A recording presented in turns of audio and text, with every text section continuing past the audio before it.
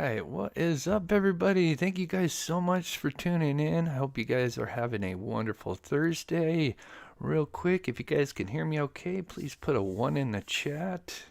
Get started here. With that. Dear.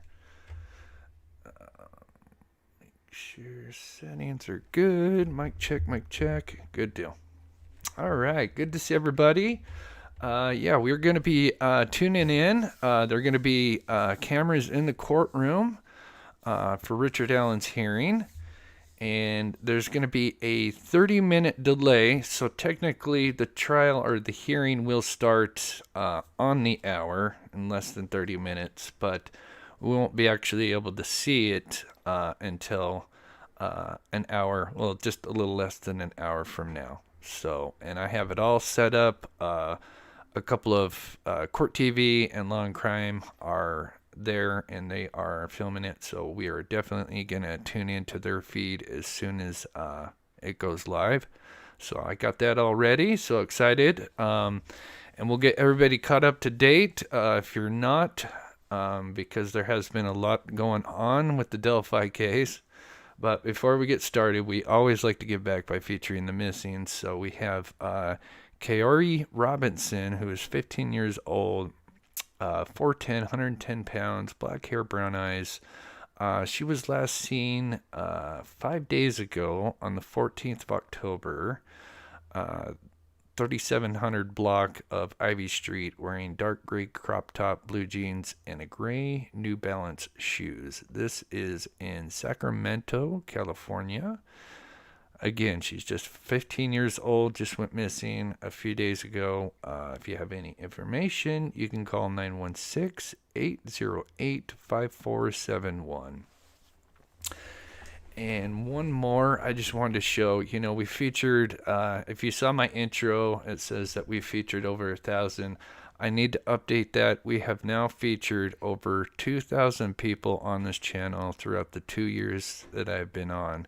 So super stoked and proud, and I wouldn't be able to do that without your guys' support of taking the time to watch this channel and supporting it. And so thank you so much, because we do try to give back as much as we can.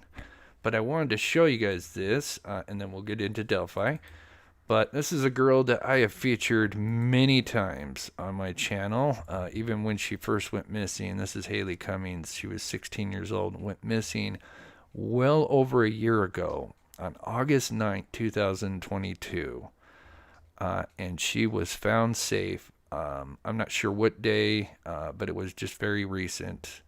But yeah, missing well over a year, 16 years old, and she came back home safe. So there's always a silver lining when it comes to the missing, and this is such great news. So I just wanted to show you that because I have featured her at least 2 or 3 times for sure. Yes, the stream.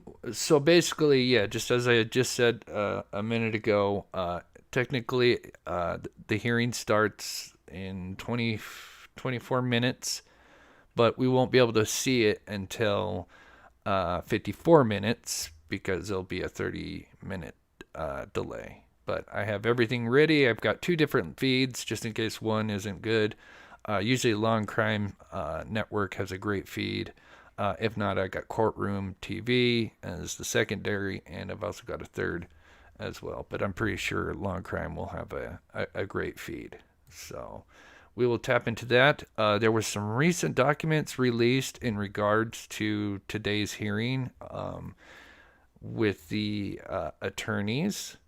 So we'll read those, and then I'll play a little video. I'm sure most of you guys know this case, but I thought for anybody that may be a little bit newer, I'll play just a little brief video that I put together that just kind of highlights the whole story. But good to see everybody in here. Got a lot of some new people, a lot of regulars. Good to see you, Tom. I hope you're doing well. Hello, Mob Crew. Hope everyone's having a great Thursday and a great week. You too, buddy.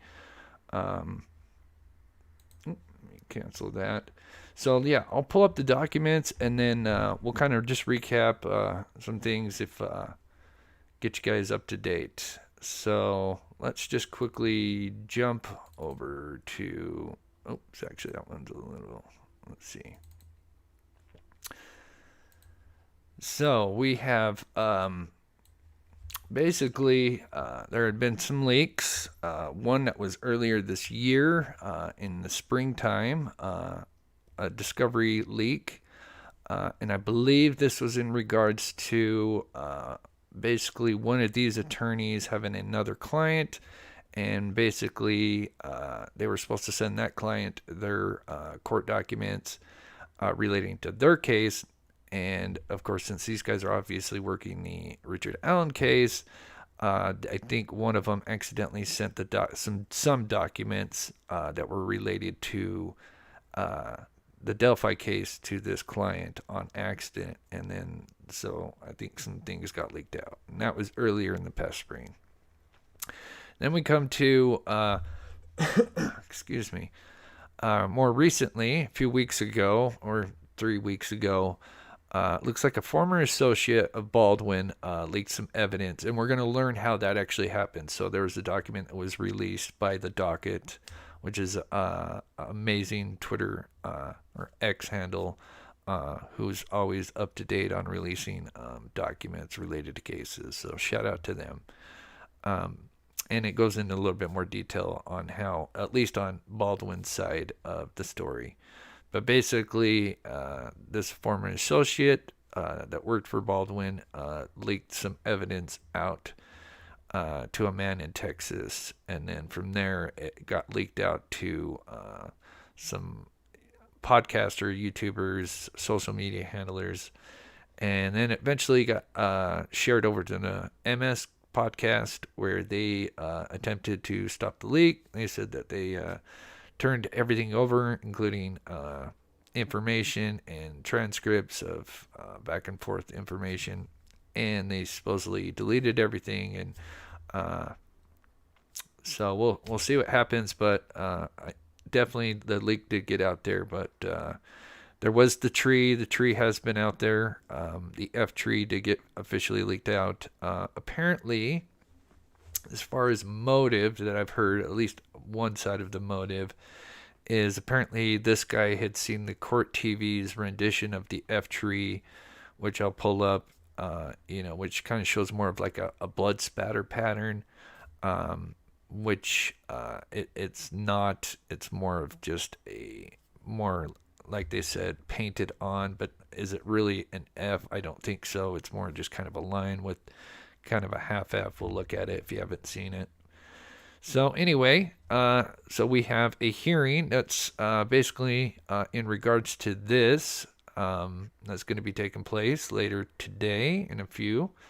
And so we will tune into that and see what happens. And so let's look at the document and see what they said. So let me pull this up. Let's see, Richard Allen. Let's see. I think it's this one. Okay. Not going to read, it's not big, but I'm not going to read all of this. But this is just in regards, they could say there's possible disqualification or sanctions. There's many different things that could happen to him, being disqualified, fired. And let's see. I'm going to go down to where it talks about what happened. So this is what they say. So the issue before the court is a horrible tragedy created by persons not related to the defense of Mr. Allen. There were 3 disseminators, one of which who took their life after the law enforcement investigation began. It should be considered that nothing has been disclosed that won't be disclosed at trial or hearings. It should be also considered that they have been volumes of information disseminated by law enforcement and or others not at all linked to the defense team.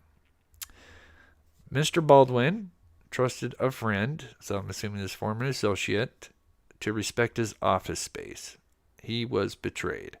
Since that transgression, Mr. Baldwin has kept all Delphi-related items locked in a room or locked in a fireproof file cabinet. Furthermore, defense counsel has put together a plan for curative action in which no items will be left unattended for even a second in any unlocked room. When any documents or items from the case is needed for preparing the case, the person using the documents or items will either lock the door behind them when they leave for lunch, bathroom break, return those documents to the room dedicated to the Delphi case, and lock the door. As Mr. Rosie indicated, there are vast amounts of trial preparation materials, and it would be a setback to the defense to have to relocate them. Under the circumstances, Mr. Baldwin has taken sufficient curative action. Should the court believe there should be some sanction, the court could order 24 hours of representation without compensation. So, obviously, I am don't know a lot about how the law works as far as attorneys and stuff like that, but I do know that Mr. Baldwin does have a attorney representing him, so I think today we may see that guy there at the courtroom. So it says, and this is just a very small document, and this is in regards to Baldwin. Comes now that David Hennessy and enters a temporary and limited appearance for Andrew Baldwin, appointed counsel for the defendant. So I'm assuming we'll see this David guy today representing Mr. Baldwin in this case. So let's see what's going on in chat here. And then I've got some stuff that we'll go over as we get a little closer. Joy Jones, the tree looks like blood spatter to me. We're going to do a video. So I got to talk to Steve because unfortunately he came back from a trip. We usually have him on Monday. For those that don't know who I'm talking about, that's Steve. He's former law enforcement. He worked on the forensic. He's done it all. We usually have it on Mondays, but unfortunately he was just coming back from a trip, so we couldn't do a show on Monday. So we may have him on tomorrow and then get back on our regular usual Monday. But that is something that I definitely want to have him on because that's his area of expertise, is looking at obviously crime scene stuff and deciphering what's going on. So if anyone's missed the F tree that was leaked out, like I said, this is not a big thing because it's been not only leaked out to the media or social media people, but the Sun, and it's been out there for well over a week now. But when it first came out, apparently people weren't sure if this was real or not, because that does happen a lot when it comes to these cases. Stuff gets supposedly leaked out, but it's fake. It's happened before and it'll happen again. But from my understanding, this is the real F tree. Much different from what Court TV's rendition, which showed, all these little spattered patterns. This looks a little more kind of, I don't know if you'd consider it painted on, and that's why I can't wait to have Steve on. He'll be able to kind of break this down. And I'll show you, I think I have an idea. We've kind of talked before off air about this actual photo and just some ideas he thinks he has on what may have happened. This is supposedly 4 feet, so I'm assuming, I guess, where the base of this line, because as you can see to the left, that somebody kind of made of what's really where this blood is at. It's not really making a full F, at least the vertical line's there, but the horizontal connections, it is kind of hard to tell, but at least here it doesn't look like it's actually connecting, as if someone was painting an F. Theories could be victim or the offender or offenders had blood on their hands and maybe kind of rested their side of their hand on the F. Oh, you want it bigger? I can make it a little bigger here.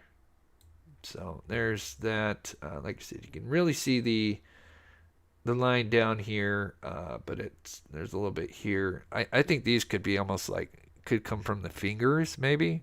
And like I said, this is just my speculation. Steve would definitely know a lot more.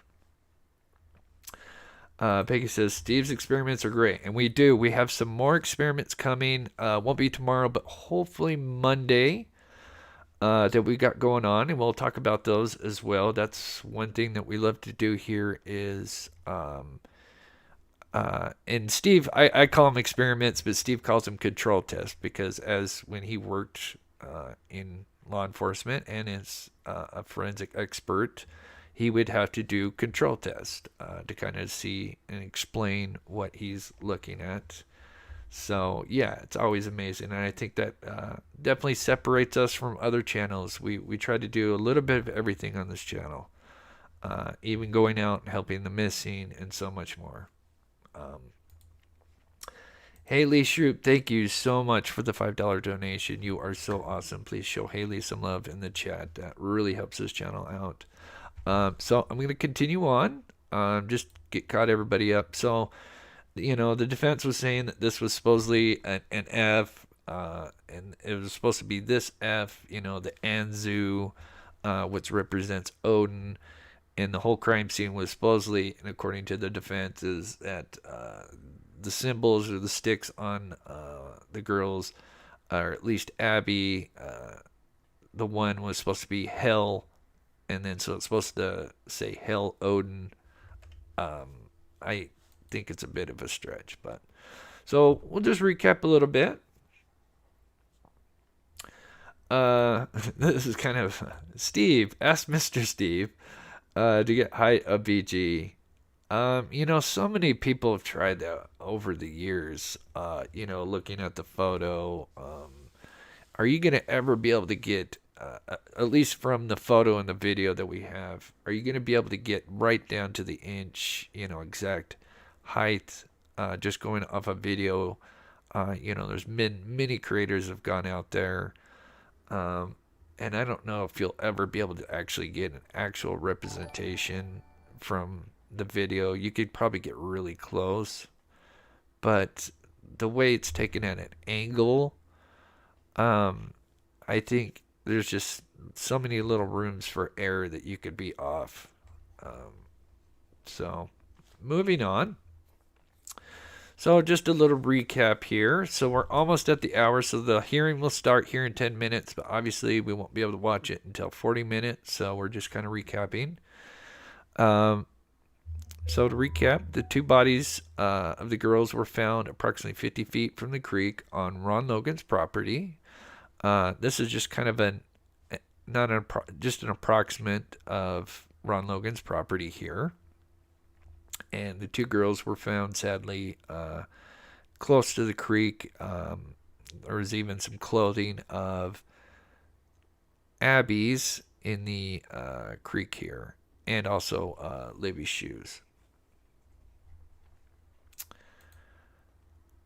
We'll move to that. So here is what Court TV originally produced, which when I first saw this, I felt like this was, and then of course this came out with the Frank's Memorandum, and this was kind of their just representation, but this seemed kind of like too perfect, all these sticks, branches, normal branches or normal log sticks, they got branches, they're not uniformed like what we have here, and I kind of assumed that when we eventually get to see or hear about the real thing, it would be a little bit different, and that seems to be the case.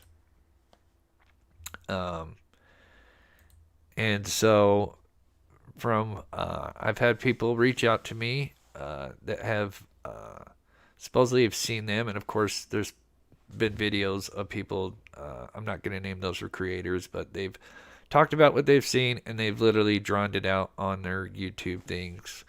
And so this is me just recreating what they saw. And then I've had a source in Delphi since I've started covering this. And I did a recreation, and it was pretty darn close. They said I had Libby pretty spot on. Abby, I think I had a little bit off. I had a stick over here, which was drawn by, I was going off somebody that supposedly has seen it, but now I've been told, basically the two photos that were supposedly leaked out, from my understanding, the one picture was taken from Libby's feet up, and then the other picture was taken from Abby's head down to her feet, if that makes sense. So you'd have the camera pointing that way and then the camera pointing that way, the two photos. But what's actually really going on is, of course, the logs are not as uniformed as we were kind of made to think. Both girls, one thing they both have is they both have one bigger log on their left side. And I had some theories about that I shared the other day that I'll recap. But, the defense said that, that this thing made like a V, but I really don't see it. And the log on both girls are supposedly the first log that's laid down. And then as far as Abby, they have two other kind of smaller branch sticks laying on top of those. Same with Abby, but she's got a few more, but both kind of have some branches kind of coming off. And one thing I thought was interesting with these two logs, it's almost like they're kind of weighting down the girls. And also they're both, we don't know exactly which way the bodies are facing, but I did notice that the wind was picking up that day. So if the bodies were facing like kind of north, like their heads were north, it's possibility that maybe these heavier logs were maybe kind of block the wind, because it was actually getting really windy when the girls were taken. Just a theory, but it did pick up almost to 13 miles an hour west. Now it may not be as bad down in that valley, but thought it was interesting that the wind did pick up, and especially the next day, just before they found the girls, the wind picked up. And the reason I talked about that is, of course, the defense is going to have their agenda, obviously, with the Odinism. But one of the original leaks, because sadly there's been leaks since day one, and, one big one was the David Escron text. And I'm not going to go through all of them, because some of them are kind of graphic, even though if you followed this case, you probably know most about the tragic things that happened to the girls. But the one thing I just wanted to talk about is, so when they went to search for the girls, apparently, obviously the 13th, they couldn't find the girls, and it ran late into the night. And I'll check chat here. I'm sorry, I'm rambling on.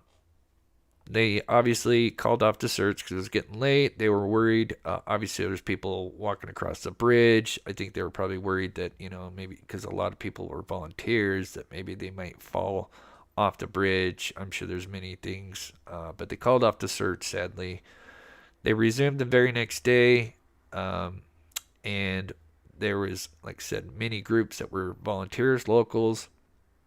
And supposedly, I think what happened is, from what I've read, is one group stumbled across Libby and I think is Abby's clothing, either near or in the creek. So one group had found some article of clothing. They then notified the others that they had found something, and then David's group got the message, and so they started heading down towards that direction. And as they did so, they stumbled across, sadly, the two girls. And, of course, then this is the leaked text. And everything that he's said, as far as the wounds that they had, are spot on. The fact that one was nude and one was clothed. down to what basically they were wearing, or at least with Abby, that she was wearing jeans and a red shirt. So everything that he said has been basically verified throughout the years. And one thing he said was Libby's top half was covered with leaves and sticks, almost like they were trying to cover her.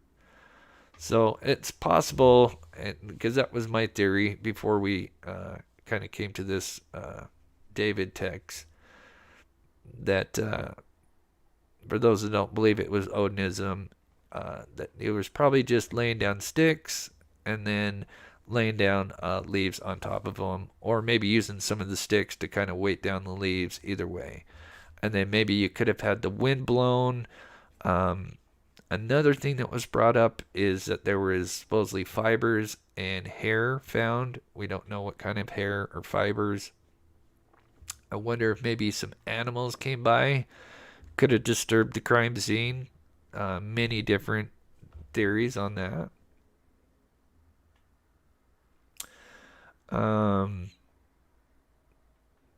When does the hearing start? So the hearing starts in 2 minutes, but we won't be able to see anything until 32 minutes. So I'll even pull up what we got here. So yeah, as you can see, they're going to start. I have it ready, 30 minutes and 52 seconds. So I've got that all ready for us to go. Let me see what's going on in the chat.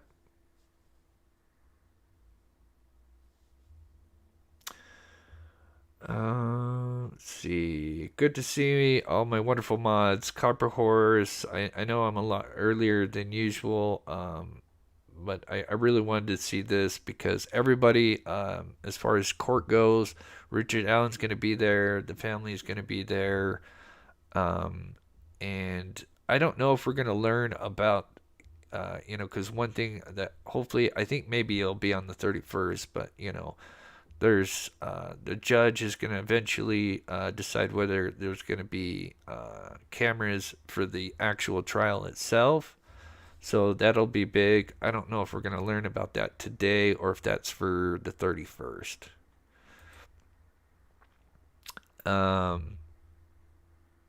So I had another idea.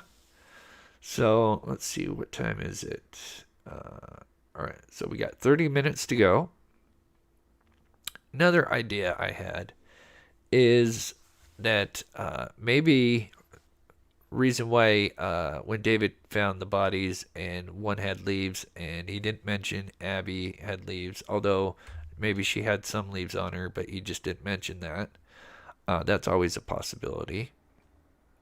And another thing, speaking with Steve, is let's just say they did find the girls with some leaves on them, covered or not, or partially. What they would do was, obviously, when they would get there, they would take photos of the undisturbed crime scene, and then they would probably brush off the leaves, and then they would take another set of photos, which would then be the photos of the logs and sticks, which is probably the photos that got leaked out. And then they would probably remove the logs and then do another set of photos, and then, so on and so on. There would be steps. And then that would be easy for the defense to say, to talk about these Odinism and the sticks, and that they make these rune symbols or whatever, but then fail to mention that, if in theory these girls did have some leaves on them, could leave that part out, and then people may think that, yes, this was some kind of signature, and it still could be. Oh, I know I don't want to finish. So one theory I also talked about the other day is I wonder, because, Libby does have a few more sticks on top of her, because Abby's only got 3. Libby's a little bit more covered with logs. I wonder if he was covered up Libby and had her covered up with logs and with the leaves. And Derek German, which is Libby's father, they were supposed to be picked up or meet at, I think, around like 3 p.m. And unfortunately, they weren't at the meetup spot at Mears parking lot.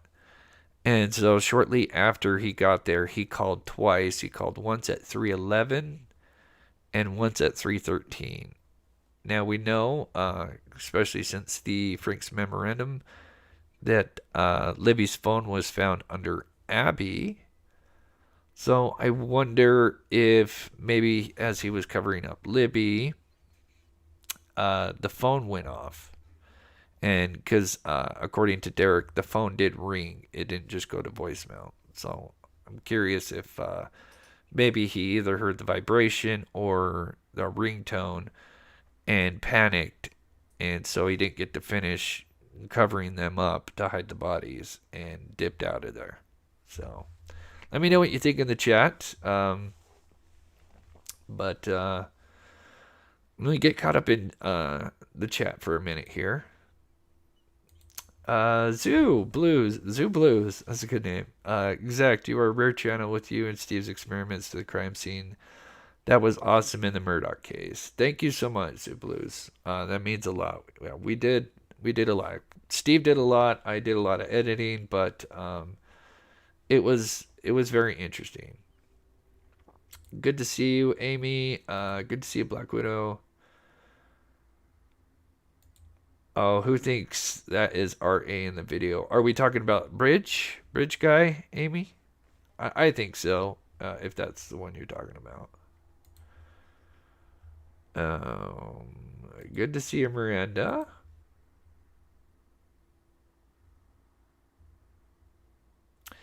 And yeah, so like I said, if you're just tuning in, we almost got we got over 400. We've got the video ready to go 25 minutes from now.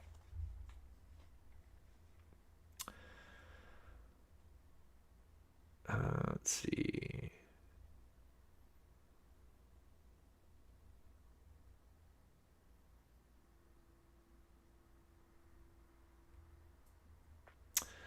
I thought DE was the guy who saw a deer cross. No, as a matter of fact, there was a conversation that's, if I have time, maybe we could look that up. Somebody asked him that, and he said, no, that was somebody else. I think he said that was Pat Brown. Or I should say PB. I'm sorry, I should be using names. I think he said that was PB that supposedly saw a deer. But yeah, I think you made a great point that an animal like a deer could have came across to maybe disturb the scene a little bit. Definitely plausible.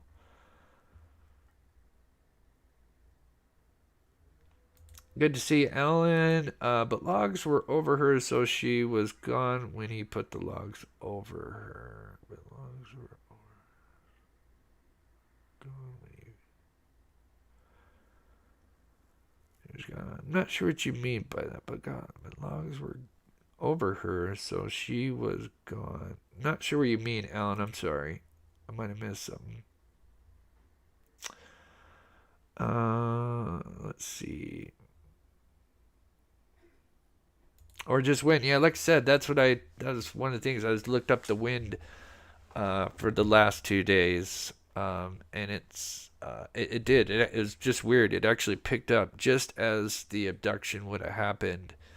And then the next day, it did pick up even more so just before they found the girls. So definitely possible if he didn't really cover them. And if the leaves weren't wet, of course.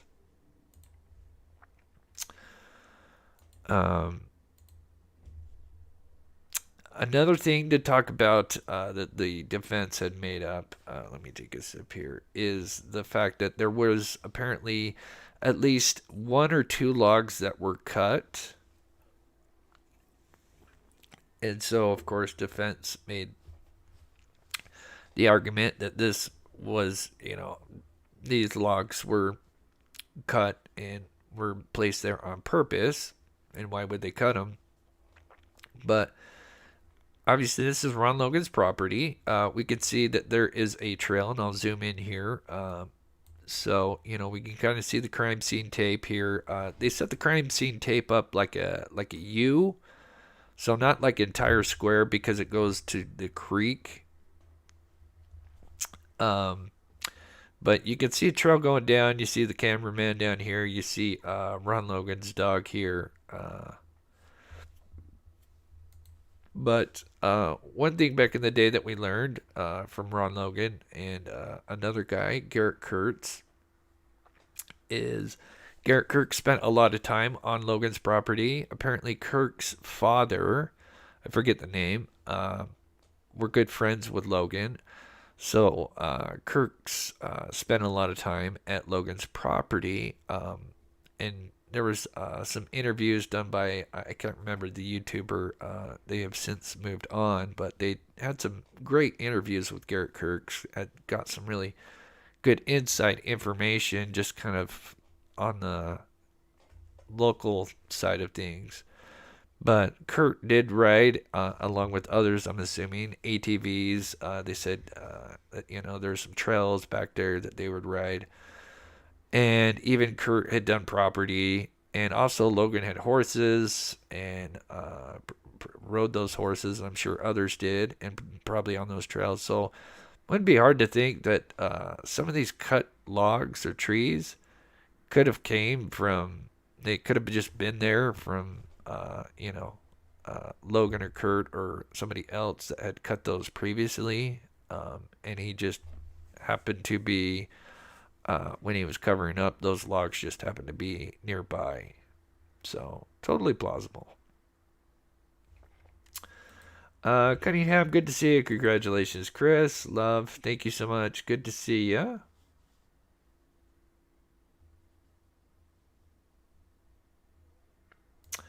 Oh, unalived, yeah. Yeah, I hate it sucks that we have to kind of talk with different lingo because YouTube doesn't like those certain words.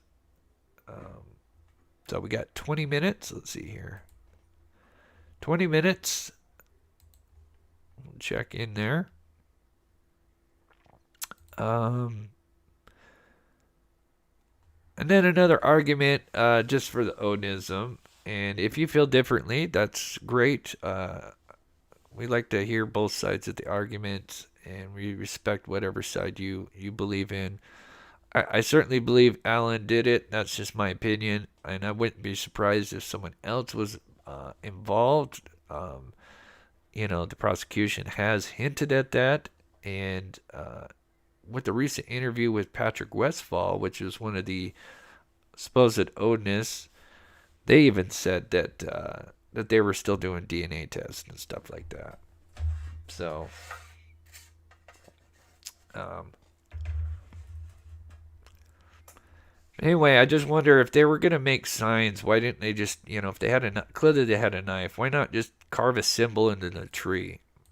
Something that, if this was gonna be like Hell Odin or something, why didn't they just carve something into the tree? Or why not just take some smaller branches and, maybe place them in their hand or something? There's so many things they could have done. And just in my opinion, if you were gonna try to make a certain signature. But to me, this seems a little more. To me, in my opinion, it just seems like that he was just trying to. Him or they were trying to cover the bodies and maybe just didn't get time to finish. Oh yeah, let's look at the poll here. We've got almost 370 votes.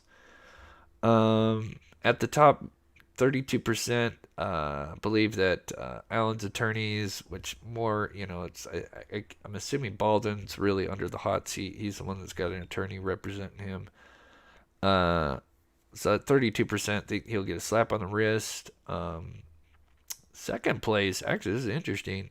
Second place is not sure, or one or both will be disqualified at 26%, and then 17% are don't believe anything will happen.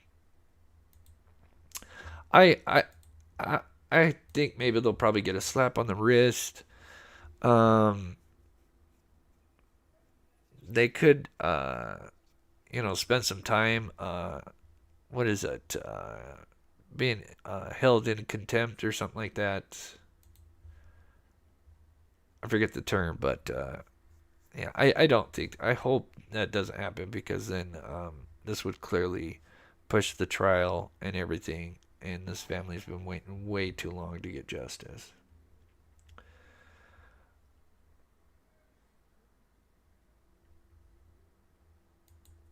Very true. That's such a great point, Ruby, sorry. Bet you if I threw a bunch of sticks, someone could find a pattern. So true. So true.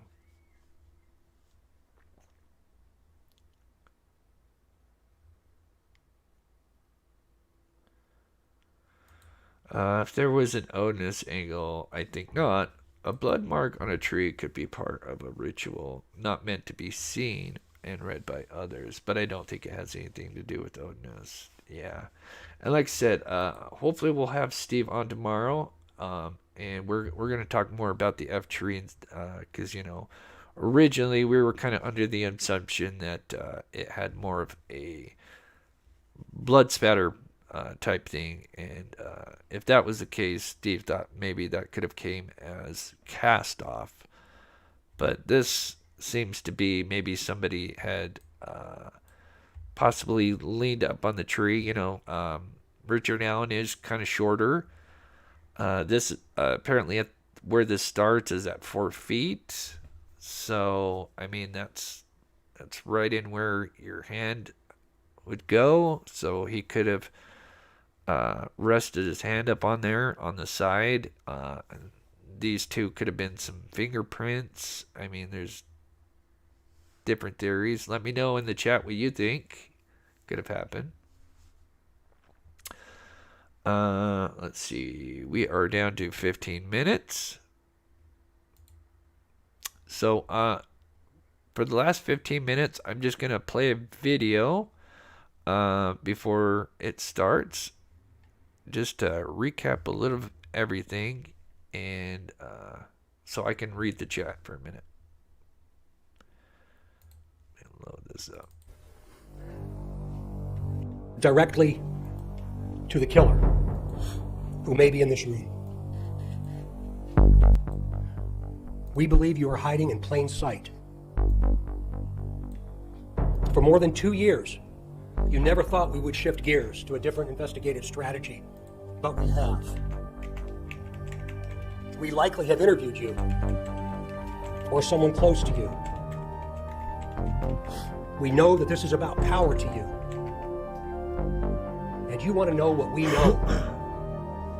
One day, you will. Yes, Ginger, I so agree. 2 children. Only a coward would do such a thing. I'm confident that there'll be a successful conclusion for Abby and Libby. Welcome back to the channel, everybody, where we cover murder, mystery to the missing. Back on February of 2017, 2 teenage girls, Abby Williams and Liberty German, had made last-minute plans to go to the Monon High Bridge, which was supposed to be a teenage hangout with a historic trail and a really high, old abandoned bridge.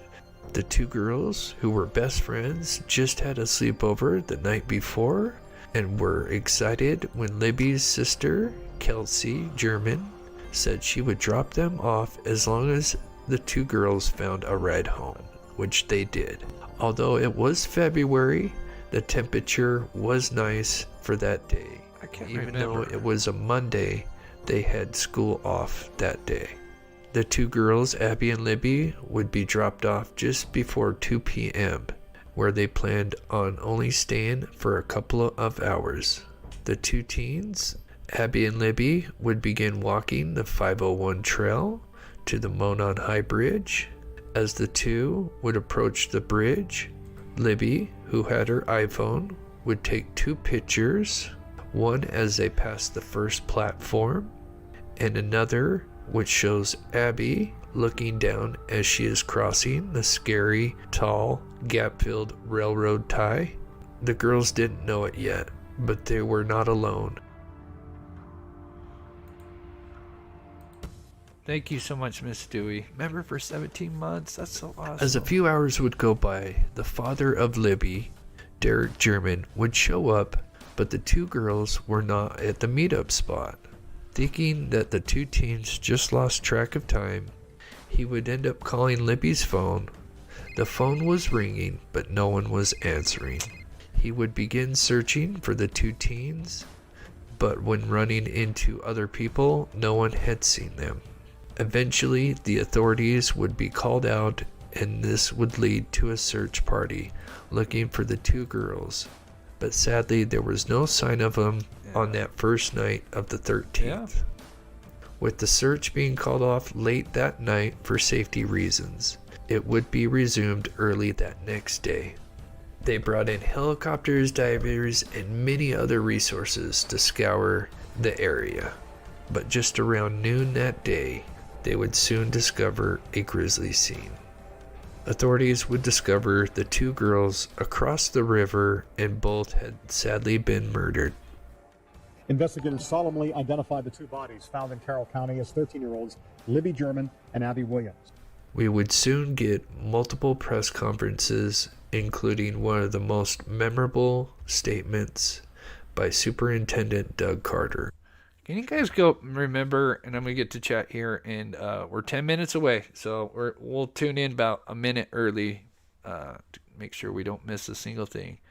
But I'm sure many of you guys are in here are huge, Delphi, been following this case from the beginning, and I'm sure it's crazy to think back to when this came out and just how many questions we all had on just how crazy and weird this case was and the rumors. And it's crazy how so many rumors that were out there almost since day one, like the sticks. We heard about sticks and, religious overtones. And it's crazy to think that it's come full circle and a lot of those did come true in some form or fashion. But man, this was a case, before it was solved, before Richard Allen was arrested. Man, I always wondered, is this case ever going to be solved? And out of the two big cases in my life that I at least wanted to know, and hope would be solved, would be this case and, of course, the John Benet Ramsey case. Those are my two biggest cases. Let me know what you guys, what your two big cases are, but those are mine. It's just crazy to think that we were just, man, it looked grim for a long time. Tom says, I think law enforcement looked way too far into this theory of non-secular. I think he was just covering the bodies, or possibly he was trying to make it look Odin. And for sure, definitely, there's so much more that we just don't know. Why is Abby wearing Libby's clothes? That's so weird. I remember one of the rumors was that the offenders try to make it look like one girl attacked the other. I remember that for a long time, and just so wild. Tom N, thank you so much for becoming a member again. You're at the 12. I know you've been well over 12 months. That's so awesome. Thanks, buddy. Really appreciate the support. So we're at 9 minutes away. Sweet dreams. Thank you so much. Member for 11 months, almost a year. Congratulations. And Amy Lee, member for 18 months. Let us hope the truth comes out for these families. Me too. And thank you guys so much for the support. Yeah, there's a lot of cases that are been solved. A lot of cold cases. Today, I think there's even the hearing for Tupac. So it's so amazing. Yeah, John Benet Ramsey's huge case. let's hope so. I mean, there's still been some teases that something may happen. And then yeah, Summer Wells. I would say Summer Wells is in the top fives for sure. Um, and I'm sure many have some different ones. All right, I'm gonna play this a little bit. Let's see. Let's look at the time here. I'm just gonna play this a little bit more. We're at 7 minutes, so I'll play this for 5 more minutes, and then we're just gonna switch over to this. So I still get goosebumps from this. We know that this is about power to you. And you want to know what we know. And one day, you will. A question to you. What will those closest to you think of? 2 children. Only a coward would do such a thing. We are confident that you have told someone what you have done. Or at the very least, they know. Because of how different you are since the murders. I believe you have just a little bit of a conscience left.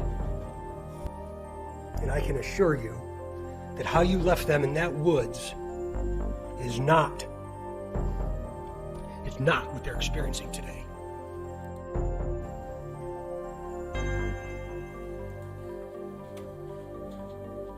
I just unveiled the person that we believe responsible for the murder of these 2 little girls. We would also finally get a grainy image of the monster who was responsible. Not only that, but we'd Ernest, as a pig, I really appreciate the nuisance of your coverage and lack of unfolded panic-style speculation or religious persecution. Thank you, Ernest. I've always wanted to interview somebody on that side of, with that religion that's close to what they're, supposedly saying, to get their side of the story. I know there's been some interviews with Patrick, but yeah, I would love to get their side and what they think, because I know I've read some people that have posted on Reddit that are, kind of into that religion or close to something like it, and say that this is nonsense, really. would also get a 1-second clip of him walking, plus the 4 infamous words that was said to the girls.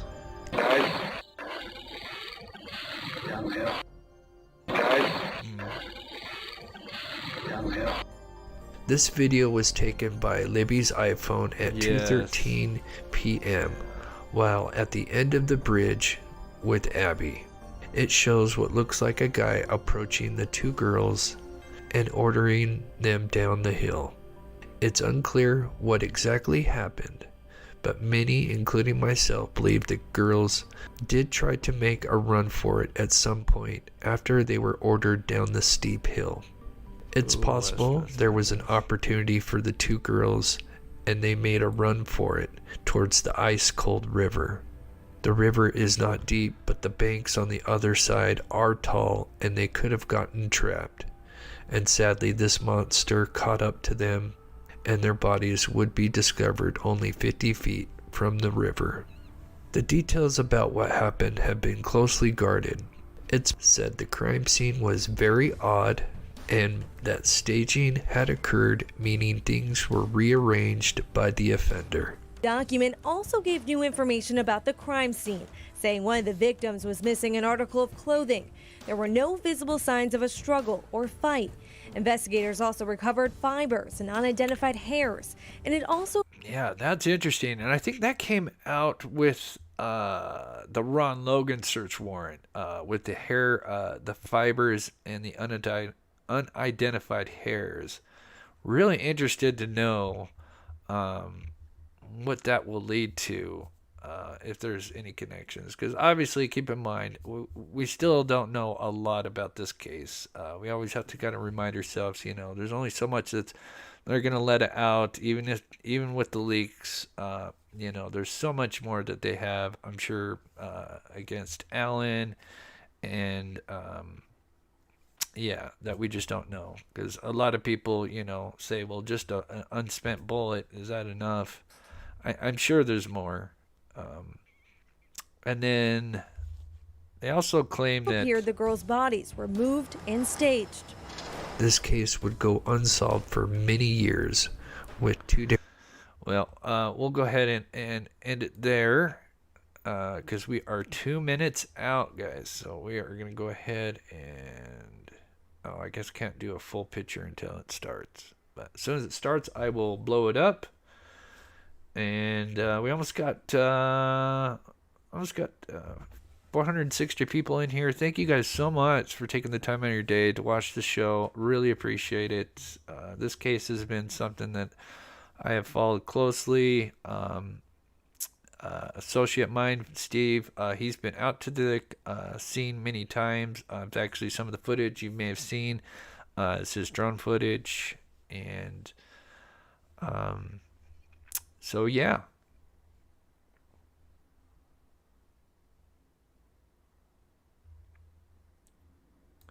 Right. That's why, yeah, another channel had a guy on who was an Odinism and said he never thought would have done that to young girls. Keep in mind, Libby's last name is German. You know, the whole neo-German, I can't use the other word, it just seems kind of ridiculous.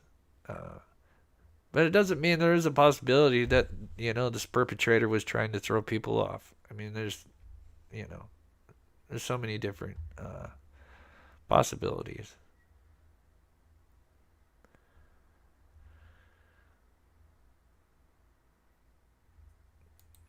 Yeah, Tammy. Yes, it is. It's a terrible tragedy, but hopefully justice will come. And it's gonna start any minute, any second. We're gonna go full view here. Oh, I had Tom up. Thank you, Tom, for the. I missed it here. What is it? Thank you, buddy, so much for the gifted one mob crew membership. That is so awesome. Sharon Edwards got the gift. Thank you so much, Tom, for the support throughout the years. That's so awesome. What, Tupac? Tupac Shakur. You know the guy David Keefe. Is it Dwayne Keefe? Something Keefe. Who was originally thought to be the guy or close to the guy. Yeah, he basically admitted that he was there and basically wrote some biography or whatever, and he basically just shot himself in the foot. And so they finally pressed charges. So Tupac Shakur finally is getting his justice decades later. Let me hit refresh here. It's 12:30. Okay. Should start here any second.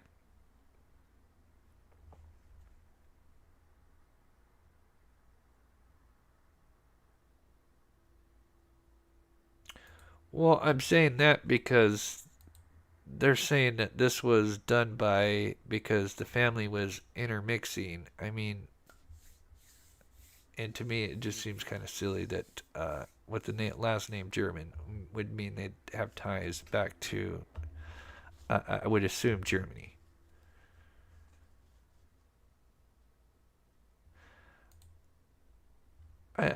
I think, I don't know. I'd have to look, but to me it's I don't know. I could be wrong on that.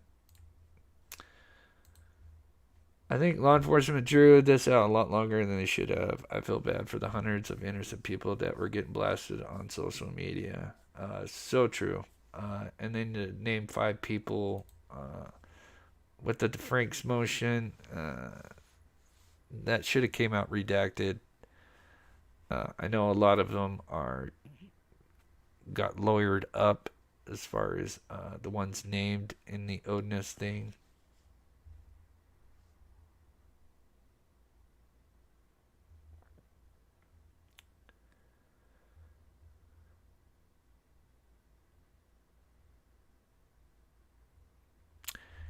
Any second.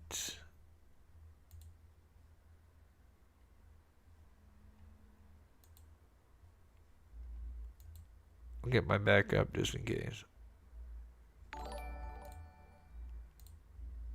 Oh,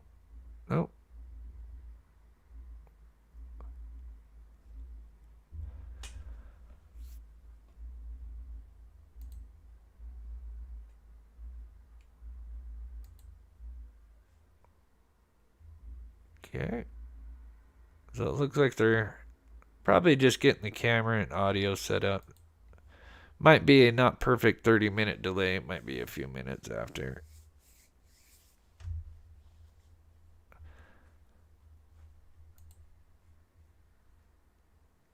So they also had a countdown. Before I went live, I was watching this. They had a countdown. So it sounds like they're just waiting for the feeds to come in.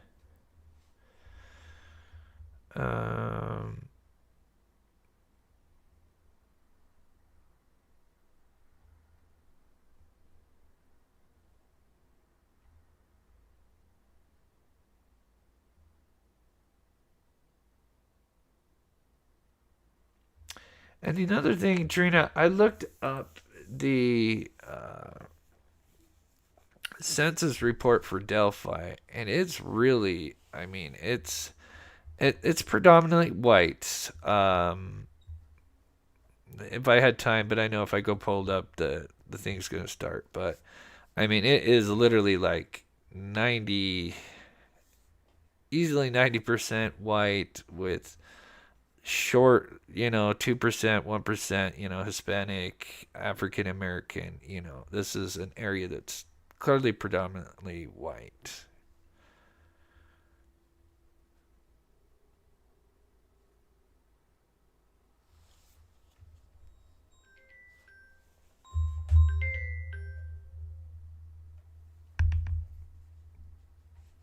Let me check on Court TV. Still waiting.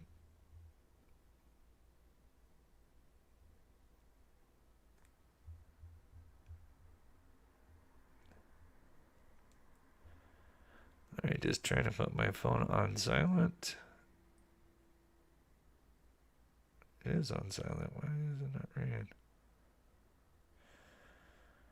Okay. Alright, let's go back. Refresh.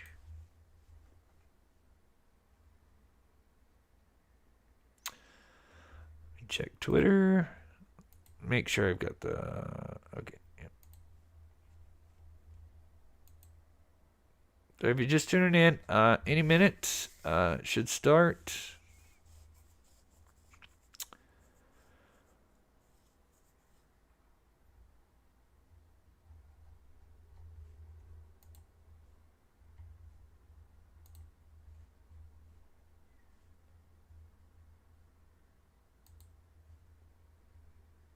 Okay, yeah.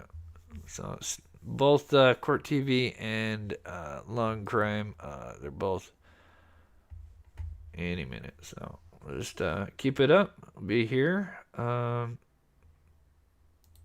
Sorry, didn't it start right at 2? Yes, it started at 2, but there was going to be a 30-minute delay for whatever reason.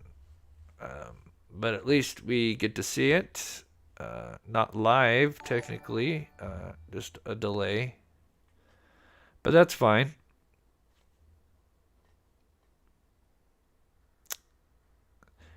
And I believe the October 31st may be the same setup if it's held in Allen County.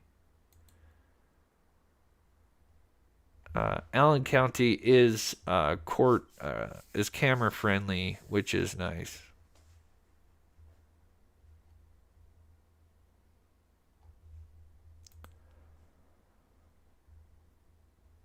All right, let me check out this, and I'll probably end this. So we got 465 votes, pretty much the same. 31%, the majority on the votes think they'll get some kind of slap on the wrist. Second place, not sure. And then third place, one or both will be disqualified. So I guess I'll just go over, because I'm sure maybe some tuned in a little bit later and missed that. So I'm going to end that. And I'll just read this document one more time. If you missed the beginning here, let's see, it's this one here. Let me just do that. So I got the video. Okay, so if it starts, I'll be able to see it and hear it.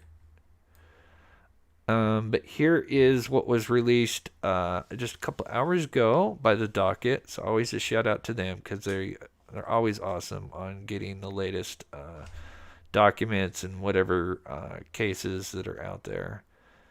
And there is talk about, so at the top it says, any issues or concerns regarding representation should focus on Sixth Amendment. Mr. Allen has developed a strong and trusting bond with Mr. Baldwin. Disqualification of either of his court-appointed attorneys would greatly prejudice his right to counsel and a timely trial. Attorney. Let's see. Then they bring up some obviously some examples. Here we go. Oh, that's not what we want to see.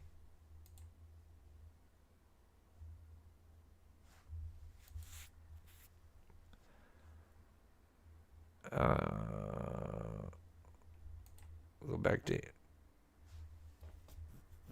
Okay, let me go back to courttv.com. That's weird.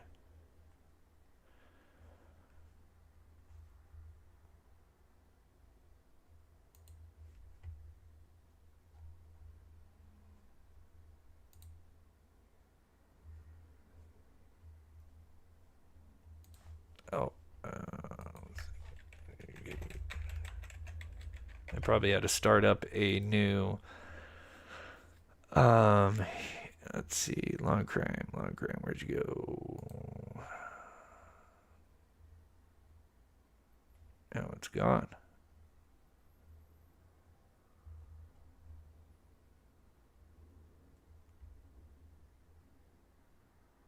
Hearing canceled. Wait, what? Is that?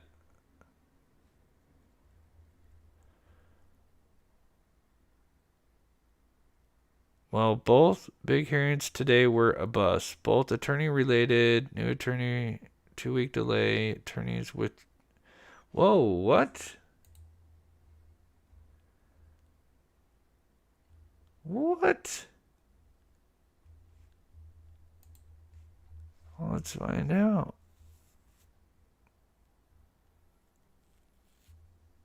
Oh, let's read here. Richard Allen attorneys withdrew representation, leaving Delphi suspect with... Whoa. Withdrew representation? Just for the hearing or for his thing?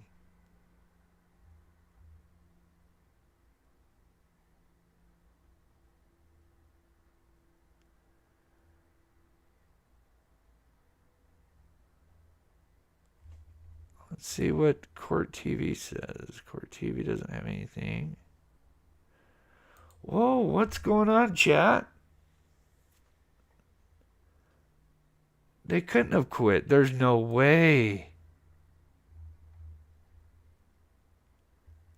Richard Allen's attorneys withdrew representation. What? Go to WHR. Okay. All right. Yeah, that's a good one.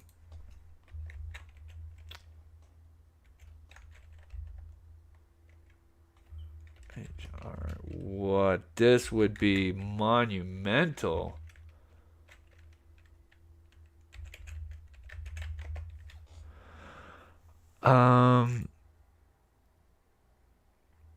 Whoa.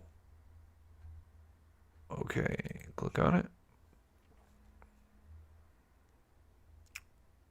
Okay, let's listen to this and I'll read the article and see if there's... Oh, that's a little loud. All right, now to our other big story today. The man charged in the Delphi murders case will be back in the courtroom in about 2 hours from now. Wait. Richard Allen is set to face a judge inside an Allen County courtroom. Is aware of possible leaks of alleged crime scene photos. There are other outstanding issues that could be discussed today. We know the defense has asked that... Okay, that's an old video. Okay.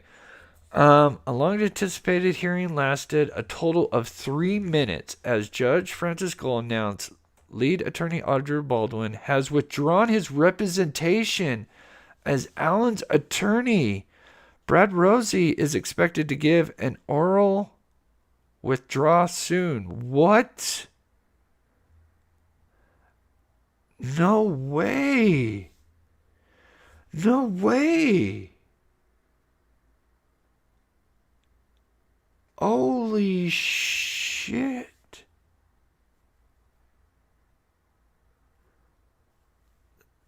Oh my God, I'm speechless. Oh my God, the families were there. Could you imagine? What the hell? Judge Gold told the court she would reach out to see about counsel for Alan. Alan is now without counsel and still in need of a defense team. So that he has been transported back to the Department of Correction. Gold said that means his trial will likely be pushed back and will not happen in January as anticipated. Holy shit. Attorneys are required for the double thing case, and his former team has indicated they will cooperate with successful counsel. Without counsel, Alan's hearing cannot proceed. Gold indicated the situation was outside their control and apologized to the court. In a case that's already seen a slew of allegations to be made through court filings, another possible shakeup happened just hours before Alan's scheduled hearing. Longtime defense lawyer David Hennessy, who was going to represent Baldwin today, filed a memorandum on behalf of defense attorney Baldwin, arguing he should be able to remain counsel to Alan following a reported evidence leak at the hands of a staff member. Public defenders Baldwin and Rosie are tasked with defending Alan, yada, yada, yada. Okay, that's just old news. Andrew Baldwin did nothing wrong. He was snookered and abused. Hennessy argued in the following, which we read this. He was betrayed. Hennessy wrote, we read that. We read all that. What do you guys think? This is bad. What do you think? Death? I mean, I gotta be careful with that word. Threats? Do you think it was threats? That's how some people say that. I mean, I would think those guys get threats all the time. Especially, good to see a Drunk Turkey show. I hope you're doing well, buddy. Wow. And the family was there. I mean, what the... Okay, what's going on here? That is nuts. Oh. Thank you all for the update. Yeah, not a good update. Not a good update at all.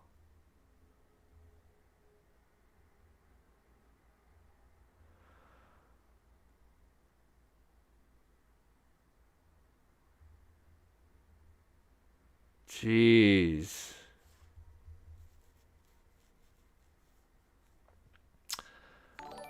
I'm speechless right now. I feel bad for the family. I mean, they're there and then have to learn this. I mean, they've waited so long. This seems stupid.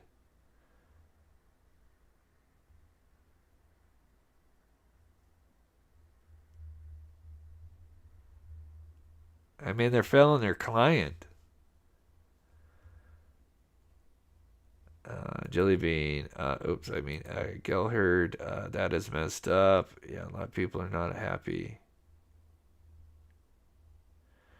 Guess RA's recorded admissions. That could be, but they threw out. I mean, with the admissions, they had to come out with something big with his guilty admission. So I think them learning that the guards, obviously when they go to see Ellen, they saw the guards with the Odin or whatever patches, and I think that got the idea and the ball rolling. I mean, that's just speculation on my part. And then they're like, we've got to come out, we have to do something to get to combat this guilty admission over the phone. But I'm speechless right now. This is huge. Mistrial in the making. I mean, it's crazy. I'll refresh it here, see if we can get any other inside information. I'm sure it's going to be a bit. I'm assuming they'll put out a statement. The attorneys, I would hope. I mean, why would they wait until court? Why wouldn't they do? I mean, something happened. Something happened. Yeah, that's what I'm saying. Yeah, there was some that admitted to wearing patches. But when you look into that, just that scene, and like I said, I don't know a lot about prison. I've never been in jail, prison, or anything. But from what I've done a little research, there's clicks, and even with security guards, there's clicks. Before they were allowed to wear the patches, I don't know why. Maybe some prisons I'm sure they're all different, but yeah, there was some that did wear them at one point. They're not allowed to wear them at all now, or at least there.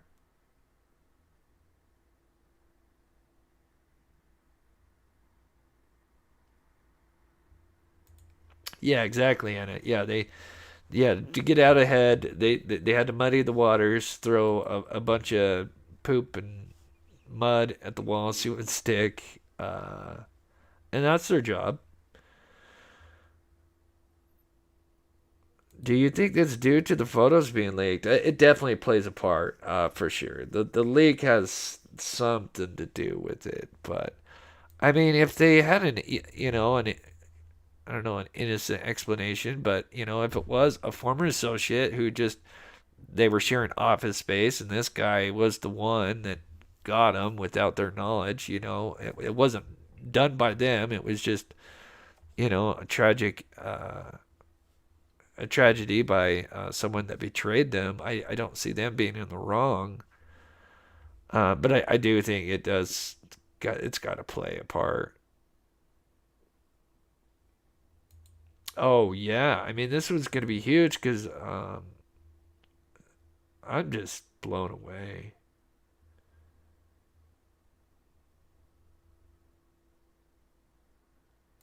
Crying shame.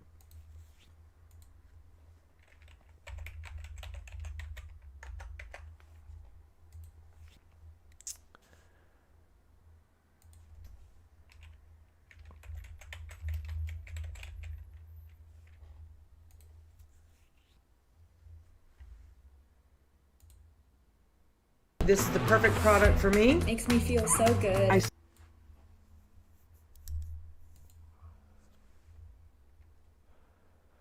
Profile case. And then I also spoke with IU law professor Jody Madeira, who talked to me sort of about how this could play out at today's hearing and for the trial going forward. I'm going to back it and up. His attorneys hope to convince the judge today to order his release from a state maximum.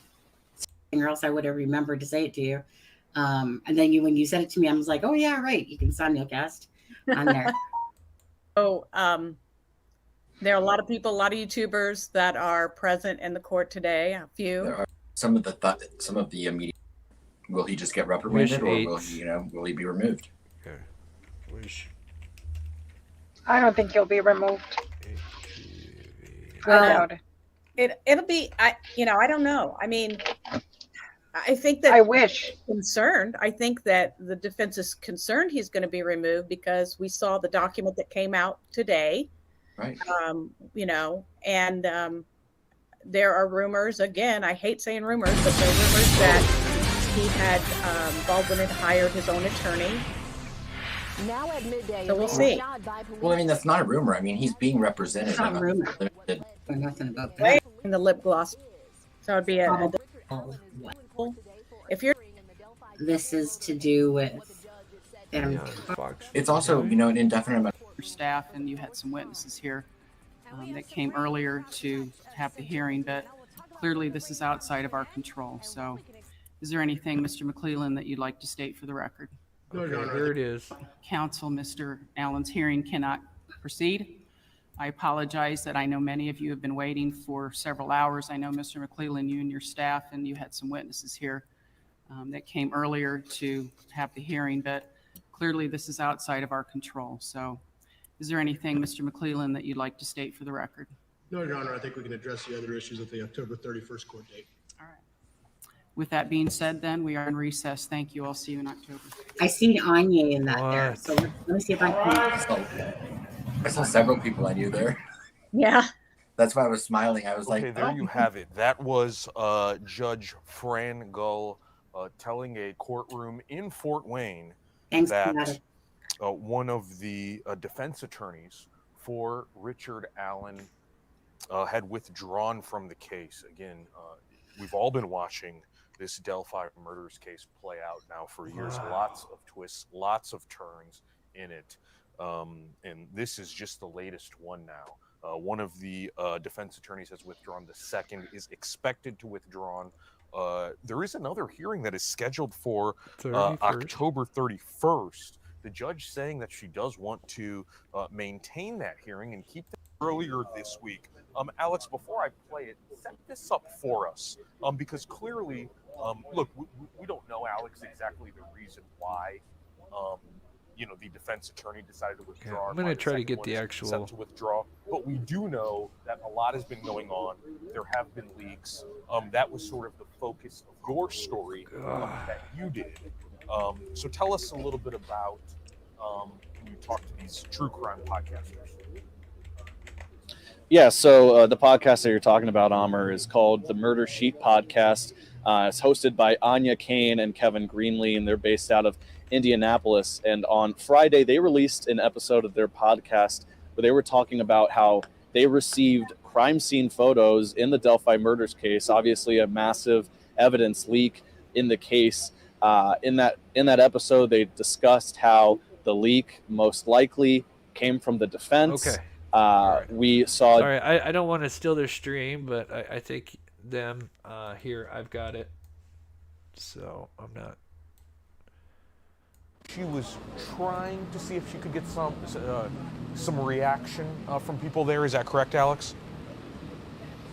Yeah, she was over behind me where we zoomed in, just amongst the media mass over there, trying to see the people walking out, whether it be family members or possibly Alan's former attorneys now walking out. But when she came up and told me, the information very quickly about what happened in there, I understand Judge Fran Gull still is planning on having that hearing in Carroll County on October 31st and expects Alan to have some sort of counsel at that hearing. Of course, we'll just have to see how that all plays out until then. But as of right now, yes, Taylor is behind me working to try to get more information on what's happened here today. Okay, our very own Alex Null reporting live from outside of the courthouse. A dramatic day again with another twist and turn in this story. Okay, Alex, we will check back in with you later on. Thank you very much, Alex. Thanks.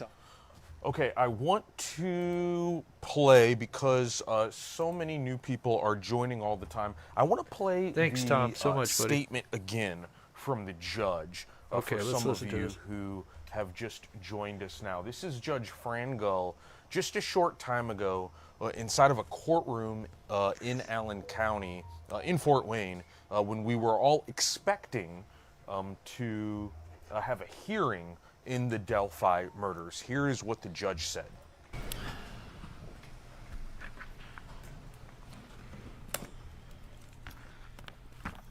We on?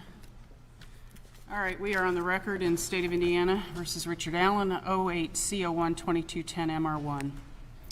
Thank you for your patience, ladies and gentlemen. Thank you, Mr. McClellan, Mr. Luttrell, for your patience. We've had an unexpected turn of events, ladies and gentlemen. Earlier this afternoon, the defense attorneys have withdrawn their representation of Mr. Allen. Mr. Baldwin made an oral motion to withdraw. I granted that oral motion to withdraw, and Mr. Rosie will be submitting a written motion to withdraw, I'm assuming within the next couple of days. They have confirmed with the court that Mr. Allen's financial situation remains static, meaning he is continuing to be entitled to appointed counsel. I will reach out to public defenders to make that appointment. As Mr. Allen is now without counsel, I've ordered him transported back to the Department of Correction. Mr. McClellan, I know that we have already scheduled a hearing in the Carroll Circuit Court October 31st at 9 a.m. I'd like to maintain that hearing if we can, please. I think at that point we can have counsel appointed. I'd like to set a new trial date. Obviously, I don't believe counsel will be prepared within the next couple of months to try a case of this magnitude in January. So we'll set dates for the trial. I think we need to set a date as well for the suppression hearing that was filed now by former counsel. I have asked the attorneys to provide all of the discovery previously provided back to the state of Indiana. I know I entered a protective order on the discovery, and honestly, I don't remember when that was. I think it was in April of this year, perhaps, maybe sooner. But the attorneys have been ordered to provide all of that discovery back to the state, and if you would maintain that until such time as it can be turned over to successor counsel, I would appreciate that, Mr. McClellan. I've also asked the defense attorneys to cooperate with successor counsel. They're not required to do that, but I think that they will in the best interests of Mr. Allen. They're not required to provide any of their work product, but they will be required and have indicated that they will cooperate with successor counsel. So obviously, without counsel, Mr. Allen's hearing cannot proceed. I apologize that I know many of you have been waiting for several hours. I know, Mr. McClellan, you and your staff, and you had some witnesses here that came earlier to have the hearing, but clearly this is outside of our control. So is there anything, Mr. McClellan, that you'd like to state for the record? No, Your Honor, I think we can address the other issues at the October 31st court date. All right. With that being said, then, we are in recess. Thank you. I'll see you in October. All right. Wow. I'm stunned. Okay, you are watching 21 Alive News now. I'm Abbas here on the digital news desk here in Fort Wayne. We've been covering the latest in the Delphi murders trials where another dramatic twist was taken. We are hoping that a legal expert will join us here in just a moment. An IU law professor who has worked with us a lot. We're going to get her reaction on this, but before we get to that, let me go to some of your comments here. Tennille Davis saying this is on Court TV right now. Oh, that's not surprising. This has gotten a lot of attention. Jason Thompson saying I wouldn't want to defend that man either. Wait, the trial is going on here in Fort Wayne. This hearing was scheduled for Fort Wayne. The next one, though, is going to be in Carroll County. The next one that's currently scheduled. Bridget Goodnight saying that. Kathy Septon, what a mess. I hope that justice will be served. These poor families. Bridget Goodnight saying, I'm sending love and prayers to those families. It's terrible that they have to keep going through this. It's been horrible, Bridget. I mean, you think about it, it's almost 6 years now, more than 6 years, since these poor young innocent girls were murdered. Yeah. Okay, so let me close that. Holy heck. This is just tragic. I mean, this... Let's see. Court T. Let me go down.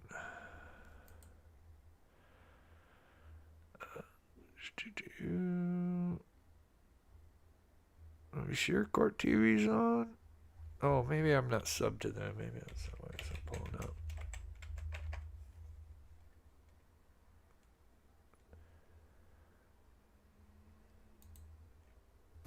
These murders have shaken our... I don't see anything on court TV.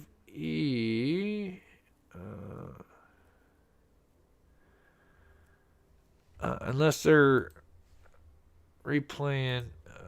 Let's see, where's their live stream? Okay, here, let's see. Earlier this afternoon, the defense attorneys have withdrawn their representation of Mr. Allen. Replaying. Mr. Baldwin made an oral motion to withdraw. I granted that oral motion to withdraw, and Mr. Rosie will be submitting a written motion to withdraw. Okay, let me check Twitter here. Looks like they're just kind of replaying stuff. There's one thing. Oh, here we go. What's this?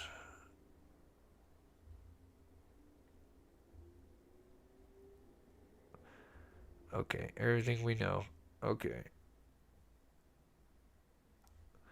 No, that's nothing new. The latest.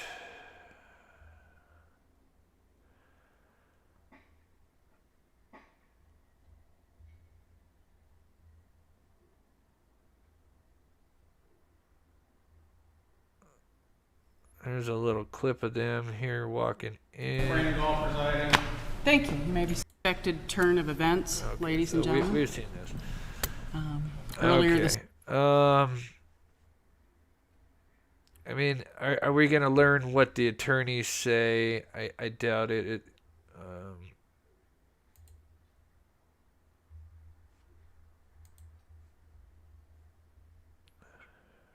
Case. One thing I wanted to mention, they had obviously one of the, the guy that leaked, a former associate, he took his life. I wonder, could that have played a role in it as well? Maybe this guy, former associate Baldwin, maybe they were close. Maybe this kind of took a toll on them more than than we could understand, and maybe that played a role in it. I mean, there's so many theories, and I'm sure we may not ever really understand. I'm assuming they're gonna have to put out a statement. I would think at the very least that Baldwin eventually put out a statement. Baldwin and Rosie. I don't think we'd probably see it today, but I could be wrong. So, man. Yeah, I think if anybody's playing anything, I think it's just kind of replaying the court, the little bit that was the 3 minutes. I mean, this is it. This was the hearing, 3 minutes and 34 seconds, and then just right now it's just going to be speculation as to why they did what they did. But we definitely know that there's not going to be a trial in January, which is just crazy, and my hearts go out to the family. Let's see what you guys are saying, and then I think, we'll check one last time before we go, but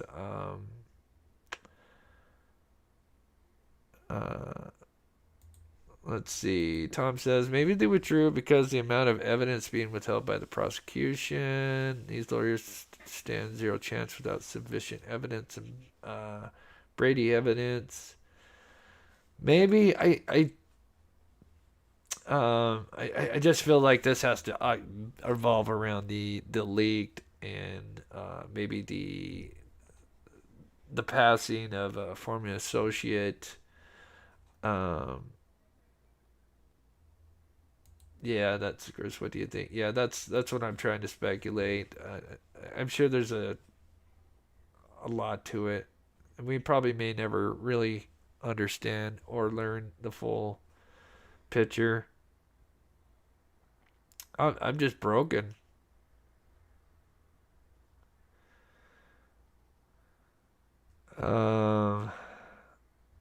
So disappointing. It is. It is.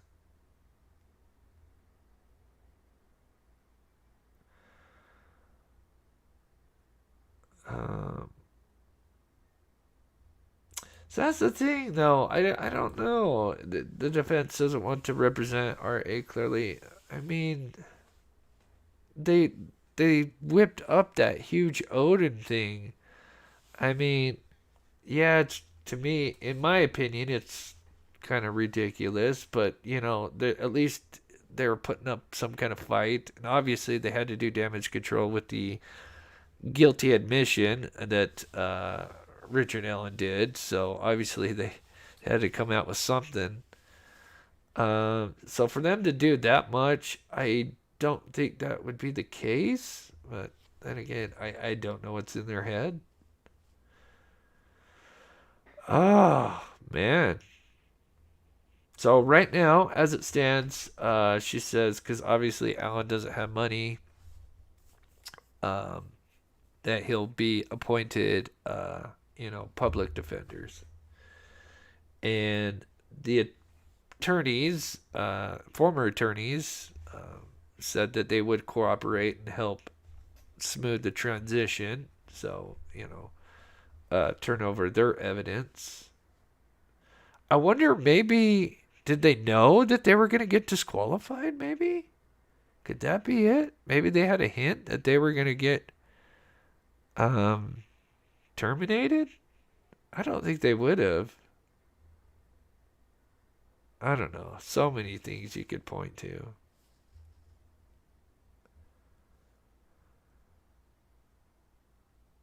I wonder, a possibility. Could RA make a plea deal at this point, when he gets to do attorneys? Who knows?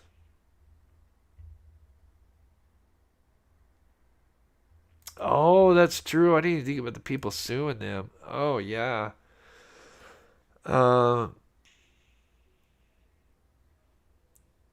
Yeah, that's true too. Chris Davis, so you make a great point. Yeah, they could be facing some lawsuits.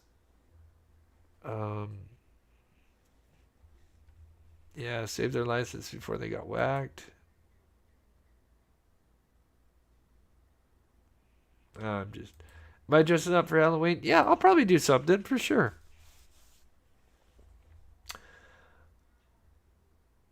Thank you, Copper. Been visiting often. I have to turn people on to Mob Crew. Thank you, Trisha. That's awesome. Time to pull up my shovel and dig into some research to help Chris if I can. Thank you, Trisha.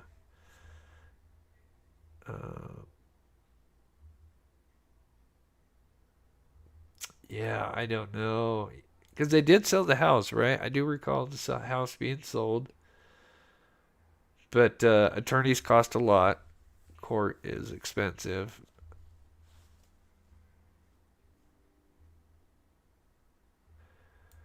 Marie says they were grasping at straws. Now with the leagues, they wouldn't stand a chance of winning.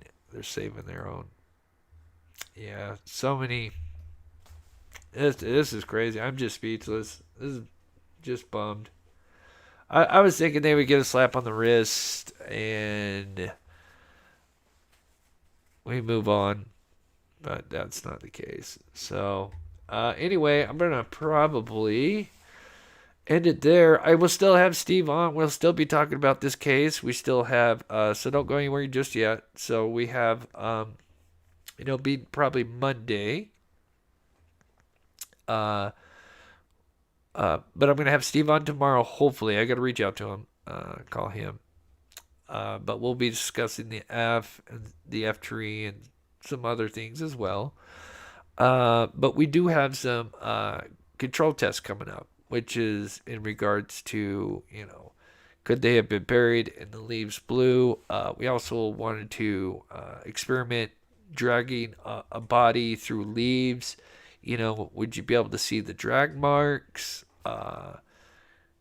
And we're going to try dragging a person by their feet and then by their torso, so you'd have two different ways. So yeah, we've got a bunch of tests coming up. Hopefully it'll be this Monday. And yeah, and then we'll probably tap into the Rex Humorman because it looks like there may be some connections to that and Shannon Gilbert, which is wild. So, yeah, we got a lot coming up. Court TV is going over this now.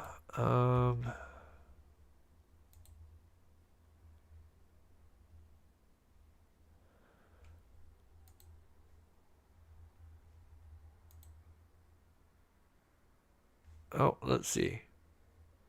Necessarily have the ability to pay the current attorneys, but the second is she noted it was an oral motion and that they will follow up with filing. And to me, that means this was a new development because as attorneys in trial, you know as well as I do, Kelly, and as a judge, this happened to me all the time. Last minute, sudden things had to be argued orally and then follow up with the motions and the things in writing that would then be filed. So what does that say to you, if anything?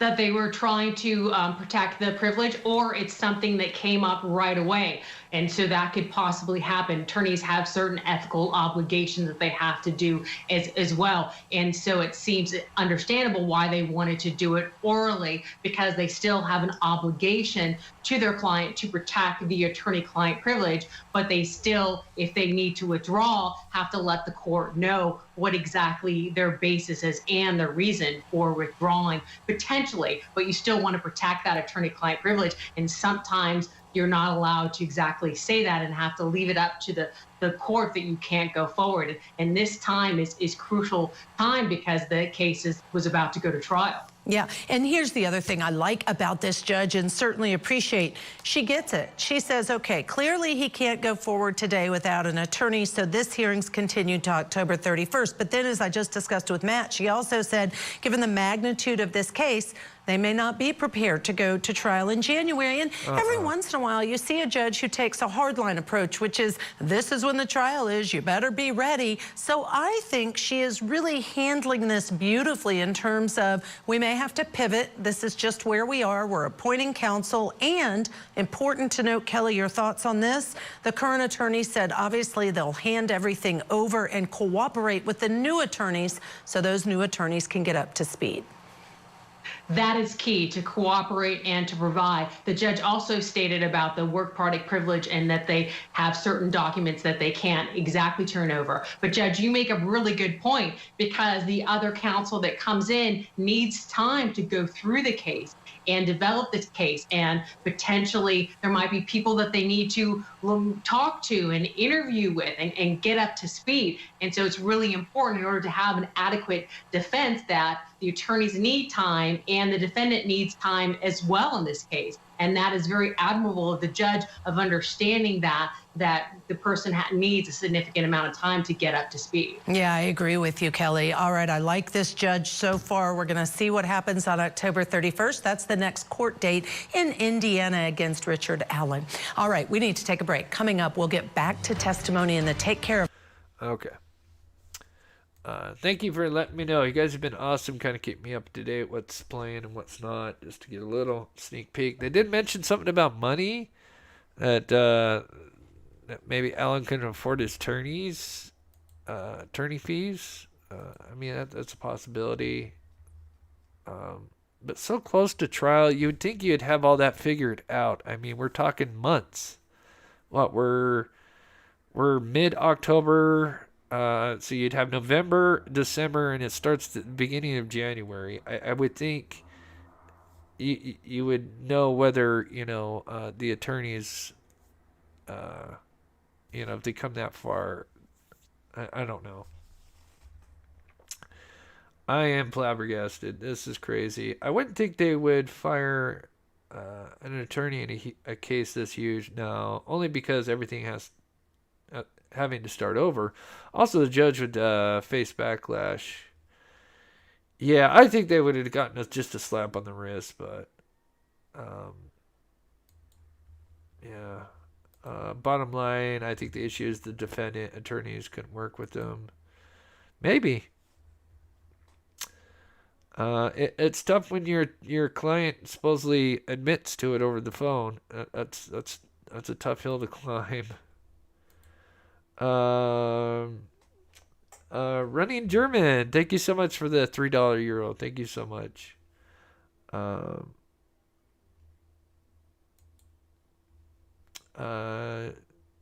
Janelle, I'm sure it's a strategy of some sort.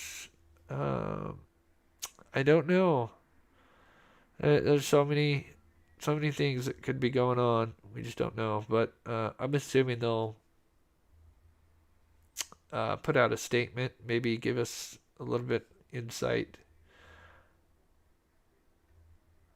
Richardson family. RA wrote a letter requesting court-appointed attorneys, I believe. That would be interesting. Could it be something RA? Yeah, maybe he was sick of his attorneys. That's totally, yeah. I'm sure we'll know more maybe later today or down the road, and it'll clear a little bit up. But at the end of the day, it's just tragic because the family's waited so long.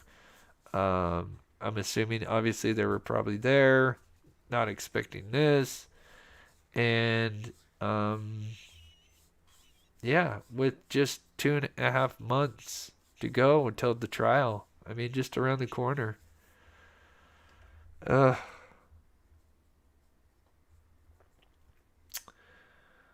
Well, I will probably do an update video. I'm going to look, so after this live, I'm going to look up and see what else I can find. I'm probably going to do like a short little video, an update, just for everybody. Hopefully tomorrow I'll have Steve on. We'll be talking about the F tree and some other things. And then next week, Monday, hopefully we'll have those experiments ready. Really excited, or at least a few. So, and then maybe that time we'll have some updates as well from the attorneys. So, let me make sure I didn't miss any donations. Oh, I'm sorry. Natterman, I'm so sorry I missed yours. Thank you so much for the $5 euro. Sometimes it don't pop up properly, or chat gets going and I miss them. So thank you guys, anyone that donated, and then just to everybody here taking the time to watch the show. Sorry we didn't get to watch an actual hearing, but I will be doing an update video. With that said, I hope you guys have the rest of a great Thursday. And we will be back on tomorrow, hopefully with Steve. And I think it'll be a great show. And I'm going to go ahead and play the outro. And we will see you guys tomorrow. Love you guys. Be safe.